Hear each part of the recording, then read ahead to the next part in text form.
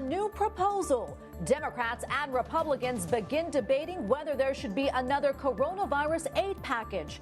We're on Capitol Hill. Oral arguments. The Supreme Court considers a case involving 2 Catholic schools. We have the latest. Trusting our Lord. Pope Francis tells the faithful how we can live without fear and anxiety. And a hungry heart. An iconic depiction of Christ delivers a message about helping the disadvantaged.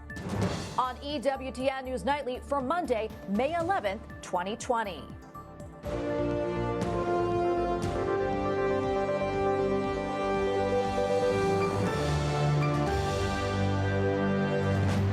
Good evening and thanks for joining us tonight. I'm Tracy Sable. Tonight, more than 4 million people have been infected by the coronavirus around the world, and that includes more than 1.3 million Americans. Among them are people working in the highest levels of government, including the White House. The question now, will that alter plans for the nation to reopen for business?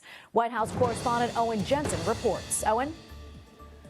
Tracy, not even the White House is immune to the virus. Regardless, President Trump is tonight intent on moving forward. As another week battling the coronavirus unfolds in America, President Donald Trump tweets, "Coronavirus numbers are looking much better, going down almost everywhere. Big progress being made." He adds, "Great credit being given for our coronavirus response, except in the fake news. They are a disgrace to America." But at the same time, the Trump administration's leading health experts will be testifying in a Senate hearing by video after 3 of them and the committee's chairman were exposed to people who tested positive for COVID-19. And Vice President Mike Pence himself self-isolated for the weekend after his press secretary tested positive. We believe that we can do 2 things at once. The coronavirus is going to be with us throughout the rest of the year. We need to learn to live with it. Meanwhile, in Ohio, plans to open up more of the economy safely. We will require 6-foot distancing. We will require masks in many cases. Also disinfecting. There are going to be very stringent rules for how we go back to work and how we act as consumers. And the reopening of Great Smoky Mountains National Park saw scores of nature lovers from dozens of states this past weekend. President Trump has prioritized reopening national parks. It's been nice. I mean, it feels like a little bit of freedom and just to be around people again. While more people enjoy getting back to some sense of normalcy, shopping or out in nature, Congress has provided trillions in aid to help households and companies survive the next few months. Also tonight, the White House is recommending all nursing home residents and staff be tested for the new coronavirus in the next 2 weeks. Nursing homes and older people are especially vulnerable to the virus. Tracy? Okay, thank you, Owen. White House correspondent Owen Jensen reporting for us tonight. The White House and congressional Republicans are monitoring stimulus money to see how federal aid packages are helping Americans manage their lives in a COVID-19 world. But House lawmakers say now is the time to spend even more. Capitol Hill correspondent Eric Rosales reports. Eric? That's right, Tracy. House Speaker Nancy Pelosi is telling her colleagues now is the time to think big, to spend, because interest rates are so low. But Republicans that I spoke with say, let's tap the brakes, hold on. They say all Democrats want to do is bankrupt the country. I think that Nancy's word big is probably the right description for the moment, and there'll be a lot of discussions this week. In a letter to her colleagues Sunday, House Speaker Nancy Pelosi shared her Mother's Day reflections, calling this time a, quote, momentous opportunity for House lawmakers to meet the needs of all Americans. Democrats' wish list for the new COVID-19 aid bill includes another batch of direct payments to Americans, approximately $1 trillion for state and local governments, and as much as $25 billion to prop up the U.S. postal system. And Democrats insist it will not include liability protections. But the Senate Majority Leader is just as insistent. That if there is another bill that passes in the Senate, it will include the liability protections. Republican Representative Jody Hice sits on the House Oversight Committee. He tells me Democrats are addicted to spending. They are using this pandemic as an opportunity to push their own radical liberal agenda on Americans. And as House Speaker Nancy Pelosi works behind the scenes to unify her caucus on this coronavirus bill, Congressman Heiss also criticizes her for pushing forward on this bill without input from Republicans. We don't know what's in it, and yet we're expected to vote for it, all under the guise of protecting the American people from the pandemic. That is irresponsible what Speaker Pelosi is doing. House Leader Congressman Steny Hoyer says that the soonest that lawmakers in the House could vote on a next relief bill would be Friday. That's because lawmakers need at least a 72-hour notice to get back to Washington, D.C. so they can vote in person. Tracy. Capitol Hill correspondent Eric Rosales reporting for us tonight. Thank you, Eric. At least 19 Iranian sailors have died in a friendly fire missile strike. A news report says the incident happened yesterday during a training exercise in the Gulf of Oman. It left at least 15 sailors injured. Iranian media rarely reports on such mistakes, which underline the severity of that incident.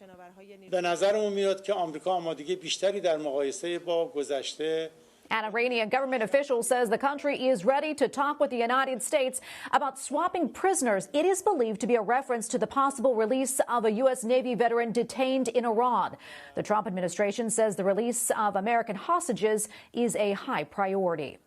More than 200 pro-democracy protesters were arrested last night in Hong Kong.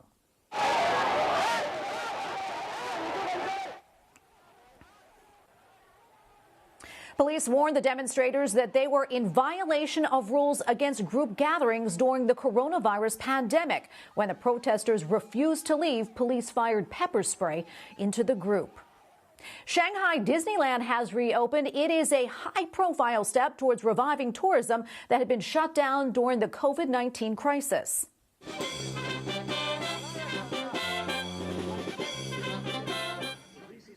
The move may be a sign of what is to come for the leisure industry. Disney is limiting the number of visitors, requiring masks and checking temperatures before entry. Shanghai Disneyland closed January 25th. Tribal clashes in South Sudan flare up, killing at least 30 people and violating a peace declaration. Africa's youngest country is on a fragile path to democracy to end decades-long rebellions. Peace negotiations end hostilities in the country were established in Rome earlier this year. The peace process was mediated by the community of Sant'Egidio, a Catholic organization dedicated to prayer, peace, and the poor. Maura Garofalo, International Relations Officer for the community of Sant'Egidio, joins us now from Rome. Thank you so much for joining us today. Thank you for inviting me.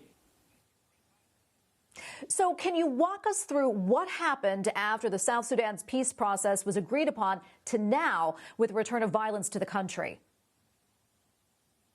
January, the beginning of this year has been a very important one for South Sudan. We had the end of the pre-transitional period with the formation of the government of transition, and you had also the process of Rome under the auspices of the community of Sant'Egidio. In two distinct meetings in Rome, the holdout groups, the non-signatories, joined the political process in Rome, recommitting themselves to the cessation of hostilities and to endorsing the political process that left them outside so far. So it is a very important month, especially the month of January and February. Unfortunately, the situation is now very serious, also because of the lockdown. Mauro, how has the coronavirus pandemic affected South Sudan and the progress of forming a new government? The government has been formed. Now they are in the process of appointing all the governors. I think they already appointed the 10 governors of the 10 states. But the COVID-19 has deeply affected the process because it is now impossible to meet in person. It's possible to convene a meeting with the actor and the protagonist of this crisis. So even though Sant'Egidio is continuously talking to the protagonist through media, through the different online instruments, it is a huge impact on communication. It is also a huge impact on the ground because it is very difficult today to check on the ground what is happening. What is the community of Sant'Egidio's plan to alleviate the conflict and to return to the recommitment of peace? the Rome resolution, the documents of Rome imply that the holdout group will be included in the monitoring mechanism, also together with the endorsement of the cessation of hostilities, which means that from now on, the way to check whatever happens on the ground and the violation of the cessation of hostilities will be easier. So our plan is to strengthen this process, to keep on talking to the people, because with the new government and with the process open with the holdout groups, there is a way ahead, there is a way out of this crisis. So we will insist, and there will be a full support from Sant'Egidio to the peace process. Maura, thank you so much for your time today. We really appreciate it. Maura Garofalo, International Relations Officer for the community of Sant'Egidio. Thank you again. Thank you so much, Tracy. Bye. Coming up, Pope Francis warns the faithful against living a self-centered life. And an update on the Supreme Court case involving 2 Catholic schools in California.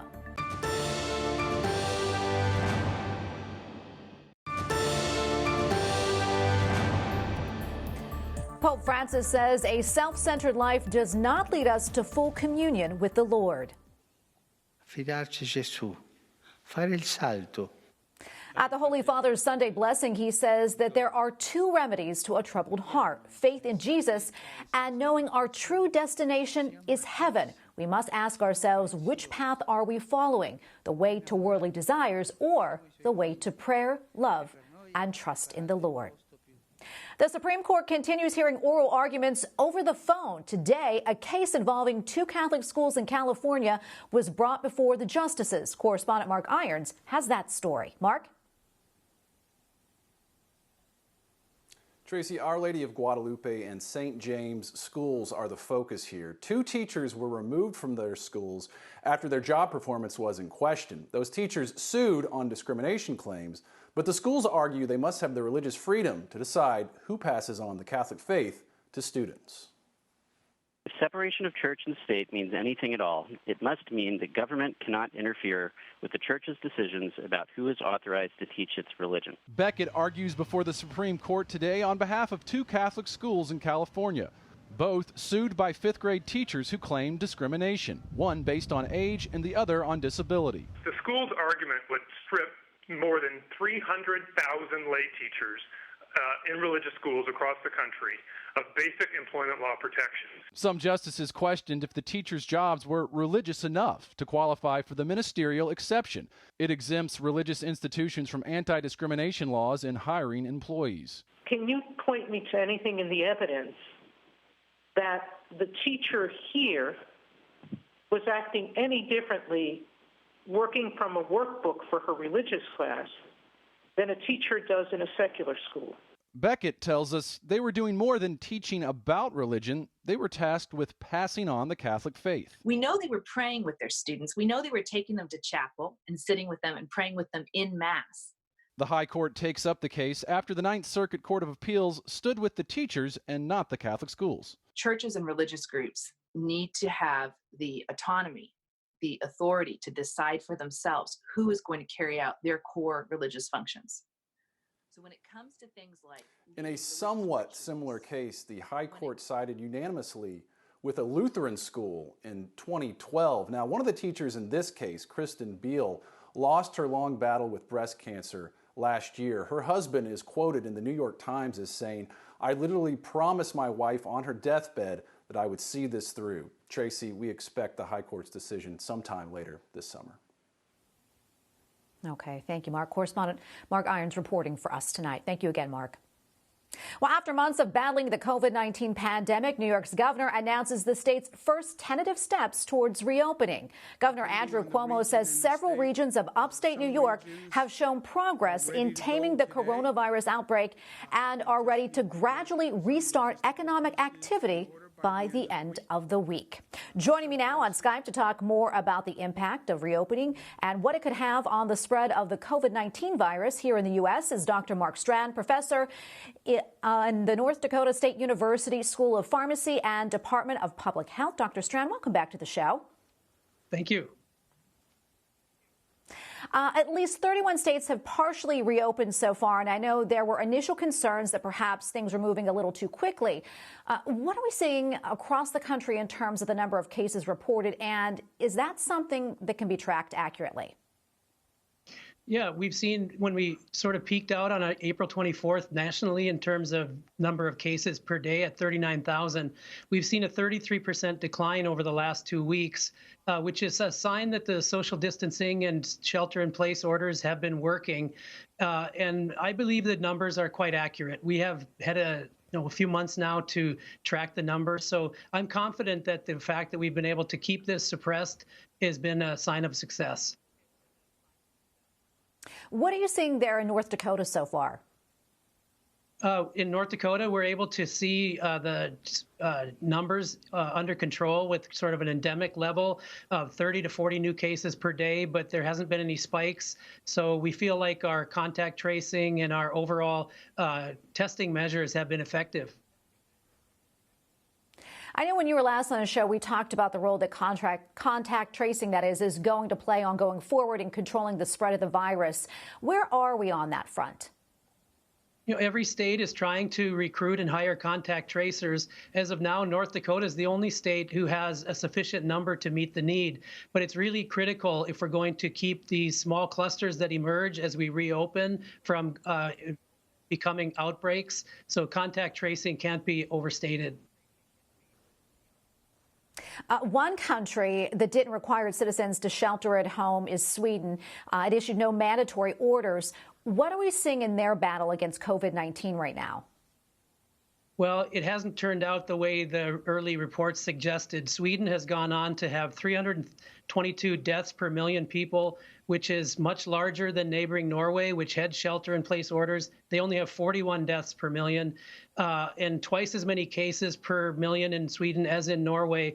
So they have definitely paid a price in terms of cases and deaths for having had not been willing to put in place shelter-in-place orders. Dr. Strand, we don't have much time left, but I'm wondering if you have any final thoughts when it comes to the pandemic and what you think our viewers should know.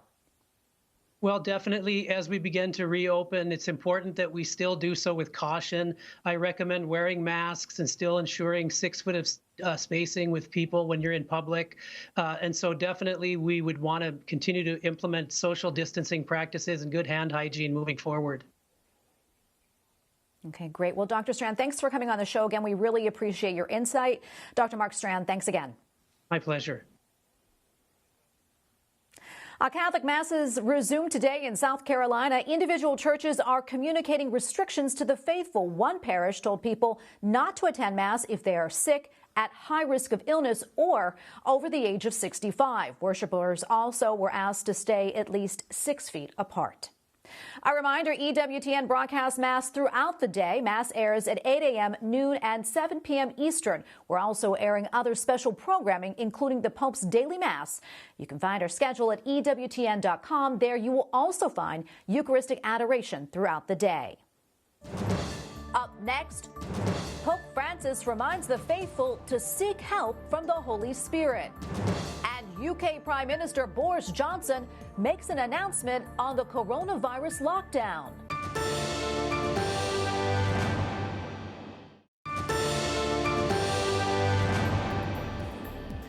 Pope Francis says the Holy Spirit wants to accompany us on every step of life. Lo Spirito Santo è come la memoria. At his daily Mass at the Vatican, the Holy Father says the Spirit is a gift from God and will never leave us. He will help us make everyday decisions, both small and big. Pope Francis also says that he is praying for everyone around the world who has lost a job because of the coronavirus crisis. UK Prime Minister Boris Johnson extends most of the restrictions on daily life aimed at reducing the spread of the coronavirus, but announces a conditional plan to gradually ease them. In a televised address yesterday, Johnson said it would be, quote, madness to relax the lockdown too soon and risk a second spike in deaths. Britain's official coronavirus death toll now stands at more than 32,000, the highest number of fatalities in Europe. Joining me now on Skype to talk more about this is Kevin Turley, UK correspondent for EWTN's National Catholic Register. Kevin, welcome back to the show. Good to see you again. Good to see you, Tracy. I know today new government guidance was published in a 50-page document entitled Our Plan to Rebuild. One of the suggestions is that people wear face masks in crowded places. However, that won't be enforced by law. What else did Prime Minister Boris Johnson have to say? Yes, well, you described it as a sort of roadmap back to some sort of normality. It's probably better to describe it as a tentative roadmap back to some sort of reality. Other things that the Prime Minister suggested were that, for example, we can take more exercise, that we can go out as often as we want during the day. Certain sports, for example, golf and tennis and various other exercises and even sunbathing would be allowed to a certain extent. People could also travel around England, certainly, to beauty spots, take exercise or to the beach, etc. However, the really important aspect of what was said last night, given that the other suggestions were more mitigating the lockdown, was the Prime Minister's suggestion that people who wanted to go back to work should indeed start to go back to work. This has caused probably the biggest kerfuffle at this end, in that unions and opposition parties have rightly said that the Prime Minister's message is a little bit muddled, because at one point he's saying go back to work, but then he's saying that workplaces, all workplaces, have to comply with government regulations around social distancing, which is keeping 2 meters apart. That's roughly 6 feet apart. And most workplaces are just not designed for that. So there's a lot of head scratching as to this is something everybody wants, but how does it actually work? Okay, Prime Minister Johnson, who also had COVID-19, as we know, and recovered, said in order to prevent infections and save lives, that life would, quote, be different, at least for the foreseeable future. You mentioned work. What does that mean for places where a lot of people gather, other places like churches? Well, that's very interesting. The government has given a tentative date of the 4th of July as a date when restaurants, bars, theatres, cinemas, hair salons and places of worship may be able to open if the 5 tests of the government have been met by that stage, and if those places can comply with ongoing social distancing. Just to recap what those 5 tests are, they are basically that the spread of infection is under control, that the NHS is able to cope, that the daily death rate is decreasing, that operational challenges such as PPE have been met, and perhaps the 5th test is the most crucial one, that there is no indication that there will be a second wave of infections. So it's a big ask in those 5 tests before we even get to the point of a place of worship, say a Catholic church, which will have to comply with social distancing regulations. Now, I don't know what it's like with you, Tracy, where you are, but where I am, Sunday worship is a packed affair, lots of large families, small pews. In Britain, we have smaller churches than the United States. Social distancing is going to be a huge challenge for any place of worship. Kevin, before we wrap this up, I want to talk about Queen Elizabeth II. I know she's in quarantine at Windsor Castle and is expected to stay there for a while, with a good chance that she won't be back at Buckingham Palace this summer. Can you talk about the significance of that? Yes, well, she's 94, for, the ruling monarch, and she's in the top category in terms of risk. She's been socially isolating since the start of this crisis, and the indications are from press reports at the weekend that this will continue indefinitely. I think, given that she's been reigning for 68 years, to have the head of state secluded from the rest of the nation on a semi-permanent basis, if not a permanent basis, it's a kind of a psychological blow to the nation in a sense, and it's a clear indication that things are not as they were, and I'm afraid that they may not be for quite some time to come. Well, Kevin, thank you so much for coming on. We always appreciate your insight. Kevin Turley, UK correspondent for EWTN's National Catholic Register. God bless you, and thank you so much, Kevin. Thank you, Tracy. Well, finally, tonight, officials in Brazil used the iconic statue of Christ the Redeemer to help fight hunger caused by the coronavirus crisis. The statue was lit up last night with a promotion for the Table Without Hunger campaign. It was launched by a food bank program at a social services division in the city of Rio. The priest in charge of the sanctuary of Christ the Redeemer says the country is mobilizing to bring food to those who are in need. There has been a growing need for food during the pandemic. We thank you for watching tonight. For the entire EWTN News Nightly team, I'm Tracy Sable. We're back tomorrow with more news from a Catholic perspective. Good night and God bless.